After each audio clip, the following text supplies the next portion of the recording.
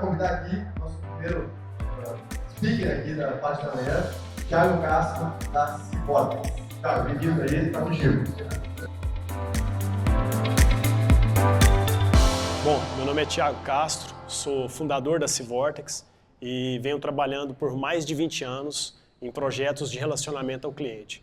Tive a oportunidade de trabalhar em contact centers, também em grandes empresas como prestando serviço em BPO para Santander, Bradesco, entre outras empresas, e fundei mais alguns negócios. Mas o meu core mesmo é relacionamento com o cliente. E tive uma oportunidade muito bacana de ver a transformação digital de atendimento, né? Que eu até brinco, quando eu comecei essa jornada de atendimento em 2005, não existia nem iPhone, não existia esse modelo de comunicação como a gente usa hoje.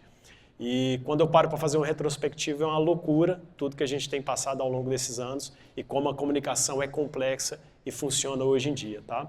A ideia aqui é eu compartilhar um pouco com vocês sobre o que vem acontecendo, tá bom?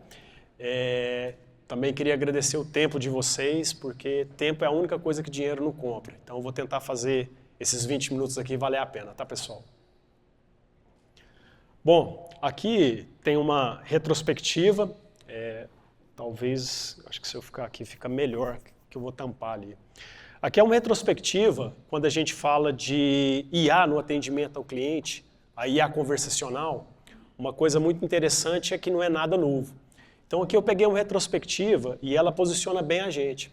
A primeira versão de IA conversacional, ela começou ali em 1960, foi uma primeira versão de um projeto chamado ELISA, foi quando saiu esse termo da IA conversacional, e ela foi feita num sistema operacional antigo, MS-DOS, e ela nasceu muito no sentido da área médica, foi uma primeira solução que saiu, onde você tinha um psicólogo, que era esse agente virtual, SA conversacional, e ele basicamente atendia pacientes. Logo na sequência veio um outro, a Perry também, que ela veio muito mais no sentido de fazer treinamento de pessoas, era uma IA conversacional que simulava uma pessoa esquizofrênica. Mas aqui é interessante que foi o marco disso que a gente vive hoje da IA conversacional, que é uma inteligência artificial específica, tá? Aqui uma outra coisa, quando a gente pega da década de 80 até 2000, a gente teve outras tentativas de popularizar a IA conversacional, e quando a gente pega aqui, foram tentativas, elas foram utilizadas muito no sentido de alguns serviços. Uma que talvez todo mundo lembra é a Smart Child. Ela basicamente era um IA que dava dados de entretenimento dentro do MSN. Alguém aqui lembra o que é MSN? Tá bom, então eu não me sinto mais sozinho. Fiquei no medo que o doutor falou assim, gente, MSN, a All Instant Message, será que alguém vai lembrar o que é isso? Mas que bacana que eu não estou sozinho, galera. Então ele fazia isso basicamente, mas em 2010 foi quando a gente começou a ter uma sessão muito interessante no sentido da IA conversacional. A gente saiu aqui com a ascensão dos assistentes virtuais. Então a gente viu uma sequência de lançamentos ali, né? Meio que as grandes empresas concorrendo uma com a outra, onde a gente tem ali a Siri da Apple, o IBM Watson, Alexa, Google Assistant e Microsoft Cortana. Então essa aqui definiu uma nova era, onde a gente tinha um IA que ela conseguia entender bem o que a gente falava, mas no final das contas ela era pouco efetiva na ação. Mas ela já definiu um modelo muito interessante que entende bem com pouca capacidade de ação. E aí a gente chega aqui em 2020, a gente entra numa outra era de nova revolução, onde a gente entra na era da IA conversacional com tudo que a gente espera. É a IA conversacional multimodal. Porque até então ela era muito focada ou só em entender o que a gente falava ou só em interação em texto. Aqui agora ela consegue entender contextos, ela consegue entender objetos, ela consegue fazer interpretações. E nessa era aqui tem algumas coisas interessantes que saíram, né? 2018 saiu o Google Duplex, essa é uma solução que veio pouco para o Brasil, mas ela foi bem utilizada na língua inglesa. É basicamente um sistema que trabalha com atendimento para fazer reservas. Ele funciona bem nesse sentido e em países europeus, nos Estados Unidos, é muito comum reserva para sair de casa. Então ela pegou bem lá. Em 2020, a gente teve a primeira versão do GPT-3. Aqui é interessante a gente notar que em 2020 a OpenAI já lançou o motor que a gente veio conhecer somente em 2023. Por que a gente não conheceu ela em 2020? Porque ela foi lançada na época como um serviço. Ela não tinha essa interface do ChatGPT que a gente utiliza. Na época ela tinha basicamente uma interface onde desenvolvedores técnicos chamavam o ChatGPT por API para entregar interações. A grande mudança que teve aqui, que a gente pode ver é que em 2023 aí ela entregou uma aplicação com interface onde todos nós podemos utilizar. Tá? E em 2023 também a Google posiciona o Google Gemini para poder utilizar. Então aqui eu queria só dar um contexto, né, que a gente vem lá desde 1960, logicamente tem várias outras soluções no meio desse caminho, mas eu só quis trazer um marco de posicionamento de tudo que aconteceu. Tá? E aí uma coisa interessante, né, que eu gosto de trazer, mas o que mudou agora disso tudo que vem acontecendo? É uma coisa muito interessante e eu gosto de trazer uma outra coisa. Como eu falei lá que eu comecei em 2005 trabalhar com atendimento ao cliente, eu gosto de trazer um dado que esse aqui é palpável para a maioria de nós que estamos aqui. O que é esse dado palpável? É a popularização que faz a diferença numa tecnologia. Então aqui eu trago uma reflexão interessante, que olha só, o smartphone ele foi criado em 1992 pela IBM. Só que, no entanto, ele foi lançado com uma versão realmente utilizável só em 2007 pela Apple. Isso aqui me traz duas coisas interessantes. Olha só, quem criou foi a IBM e quem conseguiu tangibilizar uma forma de utilizar que nos agrada foi a Apple. No entanto, nenhuma das duas é responsável pela popularização da tecnologia. Veja aqui que aqui a gente tem um gráfico onde, por exemplo, ó, a gente pega aqui a Apple ali, que é o iOS, olha aqui a curva dele ao longo dos anos. Quando a gente pega aqui a linha amarela, ele é quem? Sistema Android. Olha o sistema Android, o que é que ele faz aqui? Ele cresce como um louco. Por quê? Qual que é a diferença? A Apple tem um grupo de clientes seleto. A Android conseguiu fazer alguma coisa que é acessível para todo mundo. E quando a gente compara, né, hoje Android está muito maduro, mas quando a gente pegava aqui, pessoal, era bem difícil. No entanto, veja só, em 2012, a Android já tinha 1 bilhão de usuários em Android. Em 2016, já era 2,5 bilhões de usuários. Então, essa popularização aqui, ó, que a gente vê, é a diferença da tecnologia. E por que eu trago isso para a gente, para contextualizar na IA conversacional? O que mudou, gente? Popularização. Alguém aqui, fazer diferente, levanta a mão para mim quem já pôs a mão no ChatGPT para fazer uma pergunta. Então popularizou. Levanta a mão para mim quem tem filho que já fez alguma coisa no ChatGPT. Então popularizou pra caramba, mais que smartphone, porque o smartphone demorou um tempo ainda para chegar na mão das crianças. Então é importante a gente notar isso aqui, tá? E aí, avançando aqui, eu gosto de trazer uma outra coisa, uma análise interessante, que é em qual momento a gente está. Isso aqui é extremamente importante para a gente entender, ok, popularizou, mas em qual momento eu estou da IA conversacional? Olha só que interessante. Isso aqui é uma análise que a Gartner, né, basicamente uma das entidades mais famosas do globo aí, que faz um estudo global, traz uma informação seguinte: toda tecnologia passa por isso aqui, que é a tecnologia nasce e vem no disparo da inovação, depois ela entra no pico das expectativas infladas. Pico das expectativas infladas é quando todo mundo começa a apostar mais do que deve, começa a sair só notícia boa sobre as coisas, né? Depois ela vem para o abismo do desencanto, depois para a rampa da iluminação, depois para o platô da produtividade. E veja que, além dessas fases, que aí a gente tem a fase 1, 2, 3, 4 e 5 aqui, a gente tem aqui essa rampa aqui. Olha só a IA generativa, onde que ela está? Isso aqui é de 2023, pode ter avançado um pouco, mas o que ele fala da IA generativa? Olha, essa é uma tecnologia que ela vai atingir o platô dela entre 5 a 10 anos. E nesse momento ela está no pico das expectativas.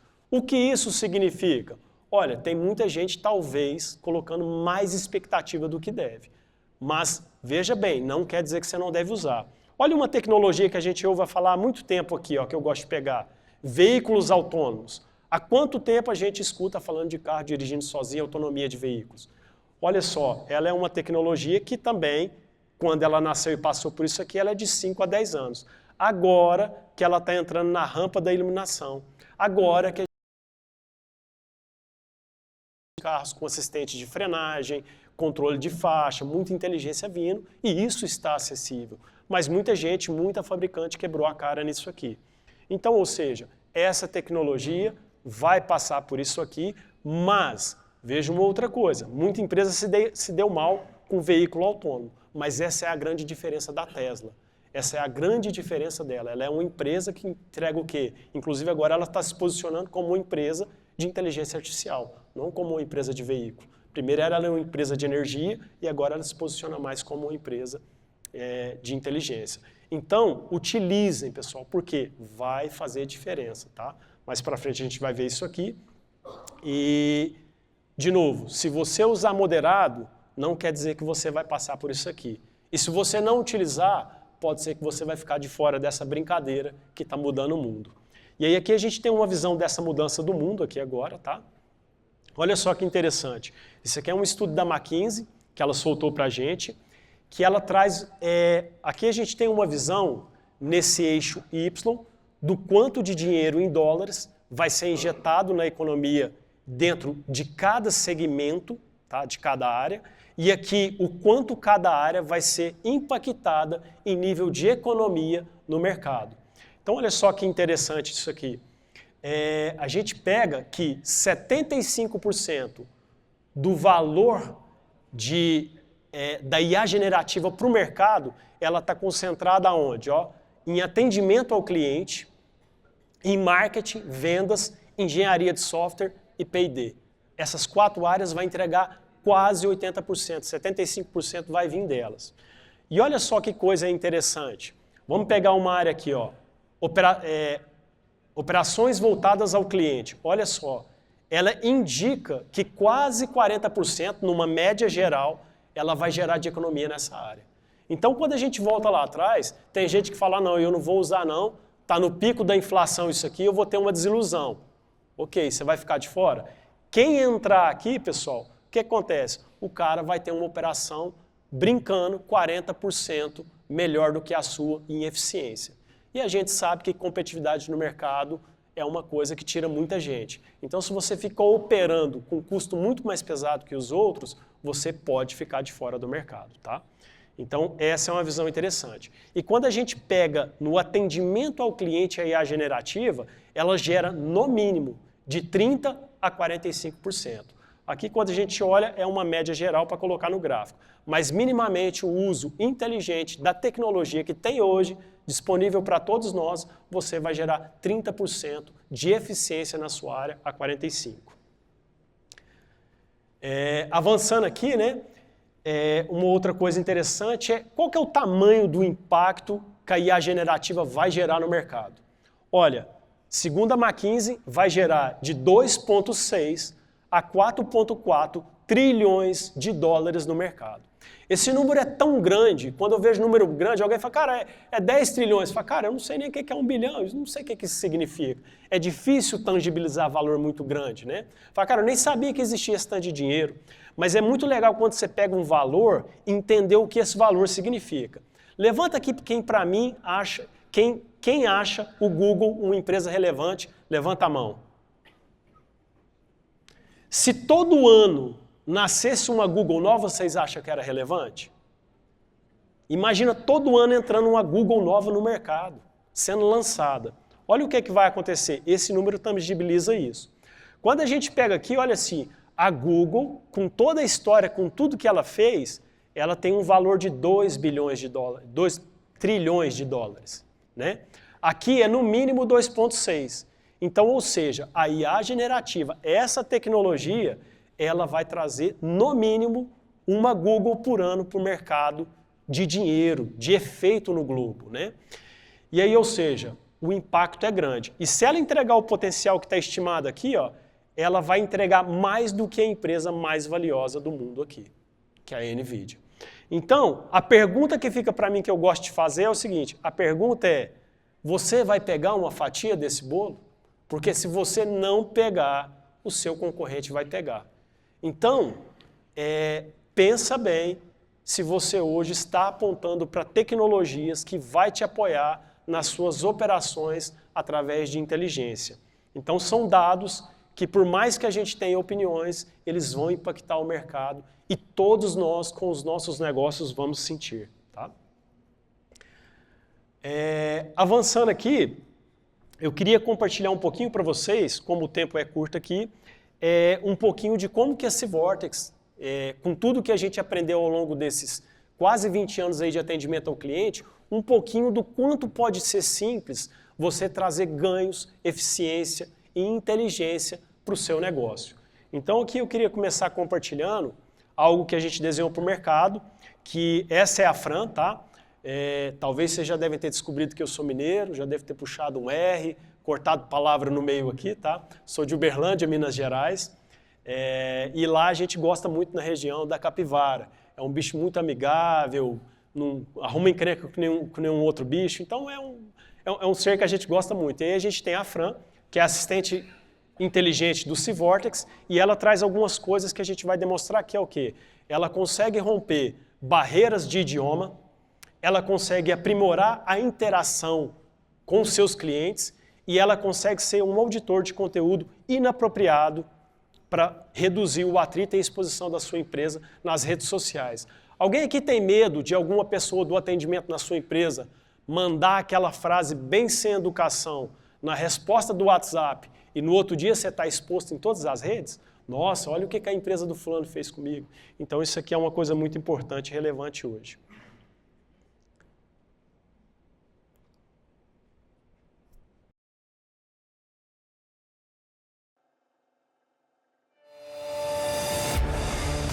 Para potencializar ainda mais a qualidade e eficiência dos seus atendimentos, a Civortex trouxe a assistência da inteligência artificial. Esse trabalho colaborativo com a inteligência artificial permite o envio e o recebimento de mensagens traduzidas automaticamente para o idioma padrão do sistema do usuário.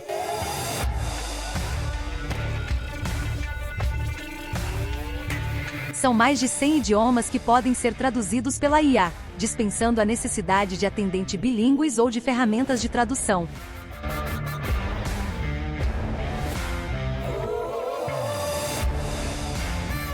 Assim, deixam de existir as barreiras de comunicação e sua empresa amplia consideravelmente o suporte de atendimento.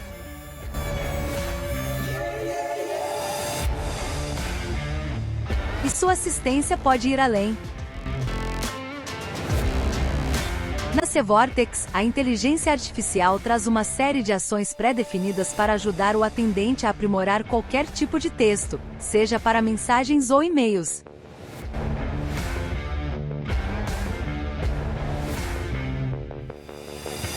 Evita também que palavras inapropriadas previamente definidas nas regras da operação sejam enviadas. Em seguida, envia uma sugestão de texto que pode ser editado ou enviado pelo atendente. Não é uma assistente poderosíssima para garantir a qualidade do atendimento ao seu cliente? Aqui é um exemplo de um pouco do que a gente pode agregar num processo de atendimento, isso é um pouco. Eu vou demonstrar uma outra vertente do que a gente pode agregar aqui em processos de relacionamento também, que é o WIS. O WIS é um outro assistente que a gente tem, ele faz uma função de apoio do administrador da plataforma. Então, processo de atendimento hoje são fluxos orquestrados para você administrar como você quer gerir a experiência do cliente. E você tem que estar sempre dando manutenção nisso. Aqui a gente traz como o WIS, o nosso assistente do administrador da plataforma, pode te ajudar no dia a dia.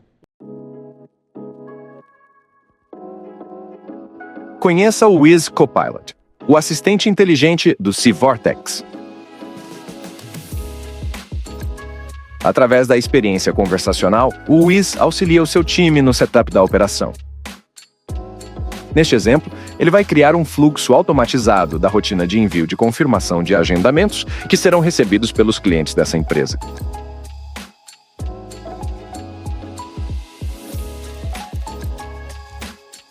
O Wiz cria fluxos parametrizados por meio de opções de escolha do usuário. Neste contexto, ele está resgatando modelos que já foram cadastrados na plataforma.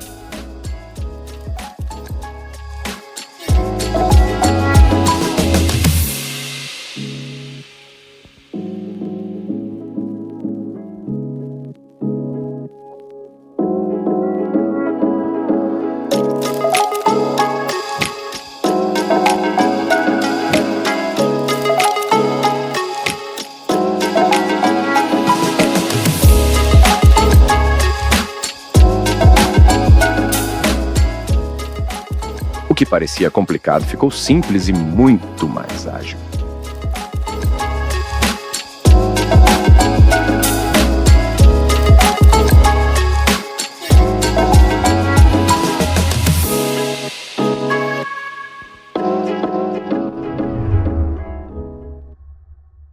Bom, pessoal, aqui a gente viu 2 exemplos. Isso aqui é um pouco do que você pode levar. Agilidade para você fazer configurações, porque aquela interface onde ele criou o fluxo, ela pode ser feita manual. A pessoa pode ir lá e criar fluxos de processos de atendimento diversos. Ou ele pode usar o Wiz para ele ser um assistente e criar fluxo do que ele precisa, ajustar fluxo do que ele precisa. E do outro lado você tem a assistente Fran, trabalhando muito em conjunto com o seu analista, gerando muito conteúdo, fazendo auditoria, melhorando o texto, traduzindo idiomas para ser transparente para quem está sendo atendido. Então, isso hoje gera eficiência. Soluções como as que a gente tem, pessoal, minimamente quando implantadas, que ela traz o conceito de engajamento do cliente, que é a plataforma já tem o cliente, tem todos os canais integrados, tem inteligência de distribuição e tem a IA para te apoiar nisso, minimamente você tem que alcançar 20% geral nas operações. Minimamente. Isso se a gente for muito ruim de serviço, tá? Então é algo que tá na mão de vocês. E aí o que eu trago para uma conclusão aqui, como o meu tempo acabou, é o que eu aprendi até agora um pouco sobre a IA, porque a gente está no meio de uma revolução muito grande. A primeira delas não é nada novo, e a gente já viu isso. O que é que mudou? A popularização. A popularização tornou isso numa escala gigante. A gente vai ver as pessoas criando negócios em empresas numa velocidade incrível. E o valor que vai ser injetado na economia, a gente tem que pegar uma fatia disso para o nosso negócio. A segunda coisa, a gente tende a pensar, e eu estava na palestra principal vendo o Cristiano falar, que a IA é uma tecnologia ou uma funcionalidade. Não é, gente. A IA, isso é só parte dela. A gente tem que entender que a IA é parte do negócio de uma forma de pensar. Seria a mesma coisa de eu estar montando uma empresa hoje, o pessoal fala assim, será que eu vou usar a internet ou não na minha empresa? Não tem discussão, eu tenho que pôr a internet. Aí a gente vai discutir qual internet que vai utilizar. É uma redundante? Qual velocidade que eu preciso? Que tipo de internet? Tem segmentação? Então são coisas, pessoal, que tem que trazer para o negócio. Isso é IA para o negócio, uma forma de pensar e de trabalhar no seu negócio. E a terceira, né, que eu trago para todo mundo. Tudo que eu levo hoje para o meu negócio é aquela história. Entrega o básico que todo mundo faz, entrega um suporte legal, mas essa solução da empresa que eu tenho ou estou comprando, essa galera está conectada com a IA, porque toda vez que eu coloco dentro da minha empresa uma solução, uma plataforma, seja qual for, de RH, de qualquer coisa, que não está conectada com inteligência artificial, eu estou privando ganhos que eu posso trazer para a minha empresa, tá, pessoal? Então, em geral, era isso aqui que eu ia trazer para vocês. 20 minutos é muito pouco para compartilhar tudo o que eu gostaria, mas acho que eu consegui passar um pouco do que está acontecendo na IA conversacional. A gente está com um stand aqui também, será um prazer recebê-los lá para trocar uma ideia. Obrigado a todos, pessoal.